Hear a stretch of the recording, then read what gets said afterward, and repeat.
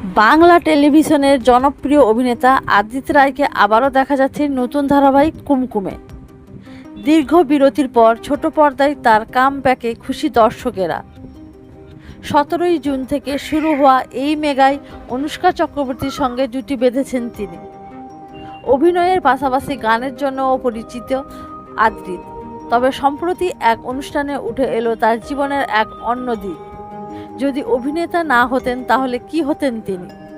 Star জলসার কুমকুম ধারাবাহিকের premier লঞ্চে এই প্রশ্নের মুখোমুখি হয়ে আদ্রিত জানান, তার ছোটবেলার স্বপ্ন ছিল ইংরেজির শিক্ষক হওয়া। মায়ের শিক্ষকতার জীবন দেখে অনুপ্রাণিত হয়েই নাকি তার এই ইচ্ছা তৈরি হয়েছিল। হাসি মুখে অভিনেতা বলেন, লাঠি হাতে ক্লাস নেওয়ার ভাবনা তার বেশ ভালো লাগতো। বর্তমানে কুমকুমের গল্প নিয়ে দর্শকদের মধ্যে আগ্রহ তুঙ্গে। প্রোমো অনুযায়ী শহরের এক উচ্চশিক্ষিত তরুণের সঙ্গে গ্রামের মেয়ে কুমকুমের পরিচয় ও বন্ধুত্ব ঘিরে এগোবে কাহিনী। কুমকুমের বুদ্ধিমত্তা ও পরামর্শ কিভাবে শহরে তরুণের জীবনে জটিলতা কাটিয়ে উঠতে সাহায্য করে, সেটাই এখন দেখার।